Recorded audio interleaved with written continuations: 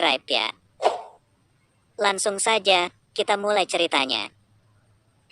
Kisah dimulai pada 130 tahun yang lalu, sebelum era Tanjiro.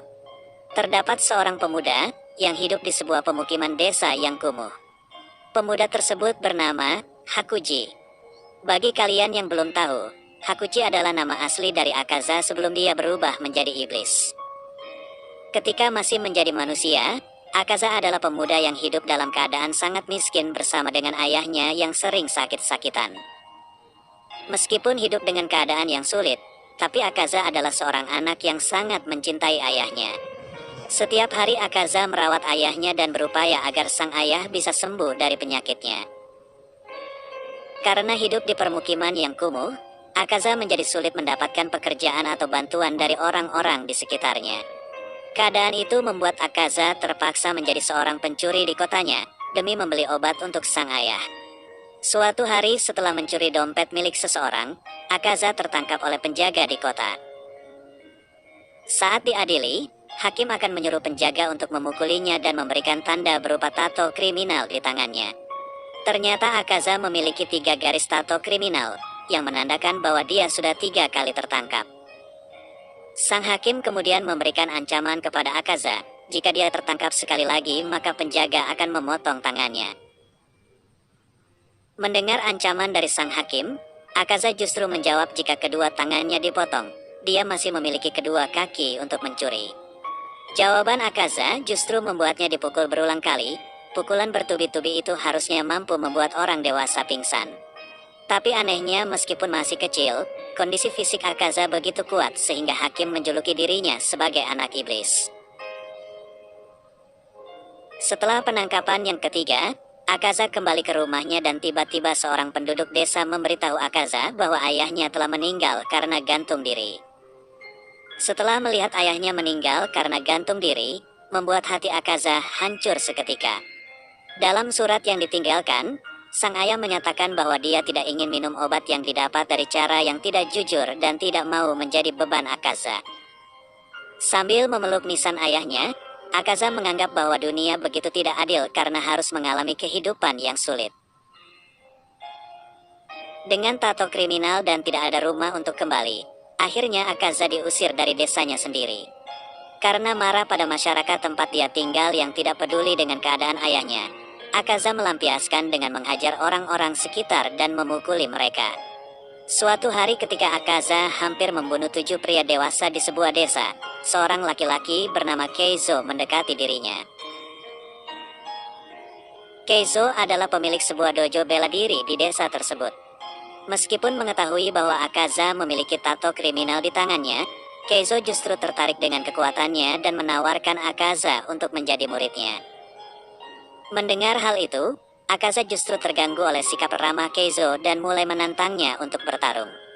Pertarungan itu berakhir singkat setelah Keizo melancarkan beberapa kali pukulan cepat yang mengalahkan Akaza. Kemudian Keizo membawa Akaza ke rumahnya. Keizo lalu menjelaskan bahwa dirinya adalah pemilik dojo bela diri Soryu yang tidak memiliki murid sama sekali.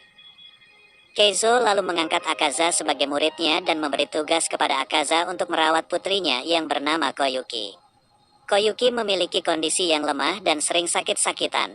Istri dari Keizo memilih bunuh diri karena sudah tidak sanggup merawatnya. Sedangkan Keizo harus mencari nafkah sebagai tukang di kota untuk mengobati putrinya. Akaza menyetujui tawaran dari Keizo dan mulai tinggal di dojo untuk merawat Koyuki. Mempunyai fisik yang lemah, Koyuki selalu menangis dan meminta maaf kepada Akaza karena merepotkannya. Melihat kondisi Koyuki, membuat Akaza justru teringat akan ayahnya. Akaza menganggap bahwa dirinya memang sudah ditakdirkan untuk merawat Koyuki untuk menebus kesalahan yang dia lakukan kepada sang ayah dahulu. Saat Koyuki mulai menangis, Akaza akan menghiburnya dan berjanji mengajaknya untuk melihat pesta kembang api jika Koyuki sembuh.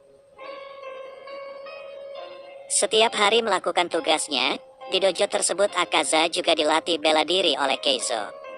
Dari sinilah Akaza mempunyai skill bela diri yang digunakannya kelak ketika menjadi iblis. Di daerah tersebut juga terdapat sebuah dojo bernama Kenjutsu yang merupakan saingan dari dojo milik Keizo. Sayangnya persaingan antar dojo ini sangatlah tidak sehat, Para anggota dojo Kenjutsu sering mengganggu dojo milik Keizo sehingga membuat Keizo tidak memiliki murid. Setelah 3 tahun berlalu, Akaza yang berumur 18 tahun merasa senang karena Koyuki mulai sembuh dari penyakitnya. Suatu hari, Keizo memanggil Akaza bersama dengan Koyuki. Keizo berkata bahwa dia akan menyerahkan dojo miliknya untuk Akaza, dan juga meminta Akaza untuk menikahi Koyuki. Mendengar hal itu Akaza seakan tidak percaya, karena selama ini Akaza menganggap dirinya hanyalah seorang kriminal yang tidak mempunyai masa depan. Setelah pengalaman pahit yang dia alami, pada akhirnya dia bertemu dengan orang-orang baik dan membuatnya mempunyai harapan untuk memperbaiki hidupnya kembali. Akaza berjanji dalam dirinya untuk melindungi Keizo dan Koyuki, bahkan jika harus mengorbankan nyawanya sendiri. Lihat hal itu, entah kenapa Akaza merasakan ada hal buruk yang sedang terjadi. Kemudian salah seorang murid berkata kepada Akaza, bahwa anggota dojo Kenjutsu meracuni sumur yang biasa diminum oleh Keizo dan Koyuki. Akibatnya Keizo dan Koyuki meninggal karena keracunan. Sekali lagi Akaza harus merasakan kehancuran di dalam hidupnya, setelah sebelumnya merasa senang karena menemukan harapan kembali, tapi ternyata itu tidak bertahan lama. Akaza harus melihat Keizo dan Koyuki mati dengan mengenaskan. Akaza yang marah kemudian melakukan balas dendam kepada seluruh anggota dojo Kenjutsu. Seorang diri, Akaza membunuh secara brutal semua anggota dojo Kenjutsu yang berjumlah 67 orang hanya menggunakan tangan kosong. Setelah membunuh semua anggota dojo Kenjutsu, Akaza mulai berjalan tak tentu arah sampai Muzan bertemu dengannya. Muzan datang di kota tersebut setelah mendengar berita pembantaian dan berpikir itu adalah ulah dari iblis. Tapi dia menjadi kecewa setelah tahu bahwa pelakunya adalah seorang manusia. Saat Akaza mulai menyerang Muzan karena menghalangi jalannya, Muzan dengan cepat menyerang kepala Akaza dan mulai menyuntikkan banyak darah kepadanya. Sejak saat itu, Akaza kehilangan ingatannya sebagai manusia, dan Muzan menjadikannya sebagai anggota 12 iblis bulan.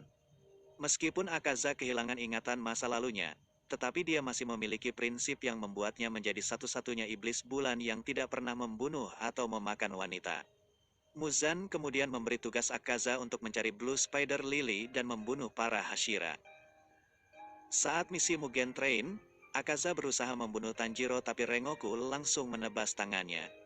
Akaza yang tertarik dengan Rengoku, kemudian memintanya untuk bergabung menjadi iblis.